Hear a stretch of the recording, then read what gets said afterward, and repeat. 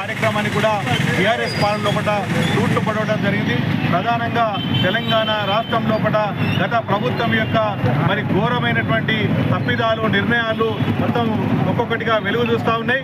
ముఖ్యంగా CM relief fund సంబంధించిన ఉమ్మడి వరంగల్ జిల్లా, నల్గొండ, అదేవిధంగా కరీంనగర్ లాంటి తదితర అనేక జిల్లాల లోపల ఇలాంటి స్కామ్ జరిగినట్టు చెబుతుంది. ముఖ్యంగా అందులో మరి ఉమ్మడి వరంగల్ జిల్లాలో మహబూబాబాద్ జిల్లాలో కూడా 2-3 ఆసుపత్రులు ఇందులో ఇల్వానట్టు కూడా ప్రచారం జరుగుతూ ఉంది. దీని మీద ఎఫ్ఐఆర్ కూడా జరిగి విచారణ జరుగుతున్నట్టు కూడా తెలుస్తూ ఉంది. ముఖ్యంగా లక్షల రూపాయలు, కోట్ల రూపాయలు ఈ యొక్క వైద్యం సంబంధించిన పేరు మీద, ఆఖరికి ఇది కూడా అంటే వైద్యం మీద, ప్రాణాల మీద లేదా ఆరోగ్యం మీద, శవాల మీద పేలాలు ఏర్కొన్న చందంగా గత బీఆర్ఎస్ ప్రభుత్వం లోపల జరిగినటువంటి స్కామ్ అనేటువంటి వెలుగులోకి రావడం సిగ్గుచేటు.